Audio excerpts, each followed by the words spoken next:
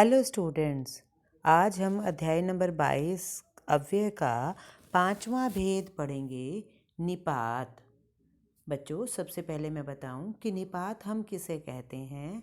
निपात अव्यय का प्रयोग विशेष बल के लिए किया जाता है। इसका कोई स्वतंत्र अर्थ नहीं होता।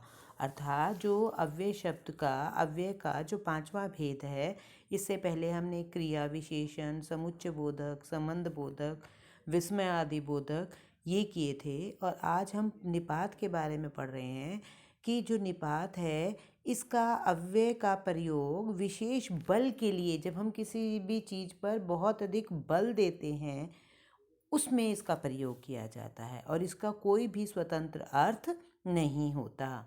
जैसे उदाहरण के लिए बच्चों है, सरदार पटेल ही थे जो देश को संगठित कर सके। सरदार पटेल ही थे, अर्थात ही इसमें क्या है, निपात है। अर्थात अगर ही ना हो, अगर निपात ना हो तो ये वाक्य जो है वो क्या है, सरल वाक्य बन जाएगा कि सरदार पटेल थे जो देश को संगठित कर सके। इन्होंने सरदार पटेल के ऊपर विशेष बल देने के लिए ही शब्द का, ही निपात का प्रयोग किया है। इसी प्रकार से दूसरा वाक्य है, आप भी कमाल करते हैं। बच्चों, इसमें भी जो है वो क्या है, निपात है। क्योंकि अगर हम भी को हटा दें तो आप कमाल करते हैं, बहुत सरल सा वाक्य बन जाता है। लेकिन किसी पर, उस व्यक्ति पर विशेष रूप से बल देना हो तो हम आपके साथ क्या लगा देते हैं, भी शब्द का, भी निपात जो शब्द का या पद का जब प्रयोग करते हैं तो उस पर विशेष बल हो जाता है। यह तो कोई काम की बात नहीं है। यह कोई काम की बात नहीं है, ये क्या है, सरल है। यह तो कोई काम की बात नहीं, ये उस बात के ऊपर विशेष बल दिया गया है। तो इसमें तो जो है बच्चों वो निपात है। चौथा वाक्य है, बस ने मात्र 1 किलोमीटर के बाद जवाब दे दिया। अर्थात अगर आ जाता बस ने 1 किलोमीटर बाद जवाब दे दिया तो ये एक साधारण सा है।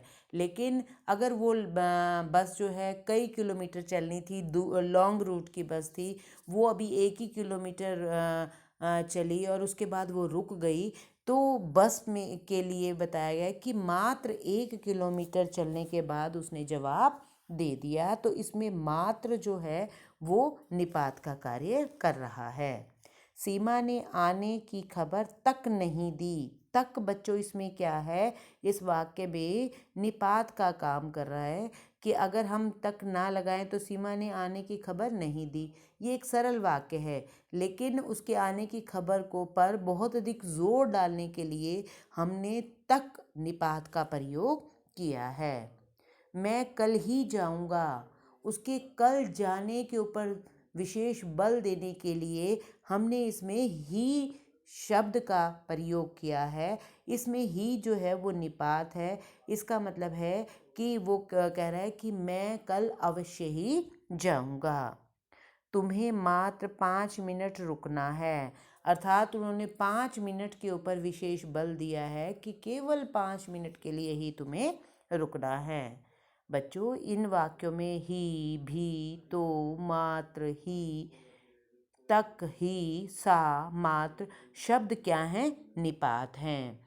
अर्थात इन वाक्यों में भी जो विभिन्न स्थानों पर जो प्रयुक्त हो सकते हैं वो हम कहते हैं। अर्थात दूसरे शब्दों में हम निपात की जो परिभाषा है वो क्या कहेंगे, वे अवयव जो किसी शब्द या पद के बाद लगकर उसके अर्थ में विशेष बल देते हैं उसे निपात कहते हैं।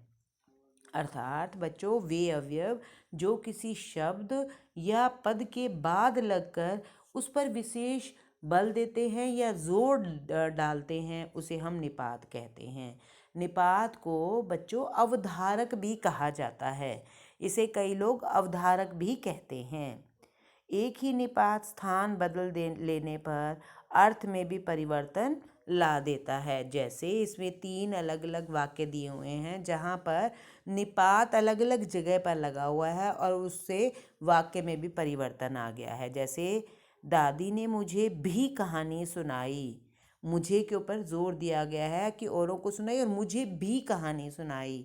दादी ने भी मुझे कहानी सुनाई, इसमें दादी के ऊपर जोर दिया हुआ है कि दादी ने भी, औरों ने भी सुनाई लेकिन दादी ने भी मुझे कहानी सुनाई।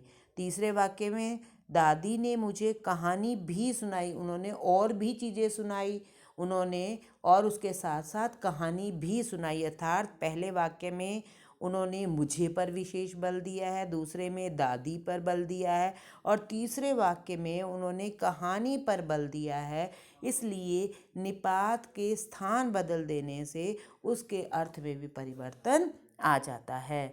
तो बच्चों, आज हमने ये अवयव का 5वां भेद पढ़ा था, निपात किसे कहते हैं। तो आशा है आपको समझ आ गया होगा। धन्यवाद।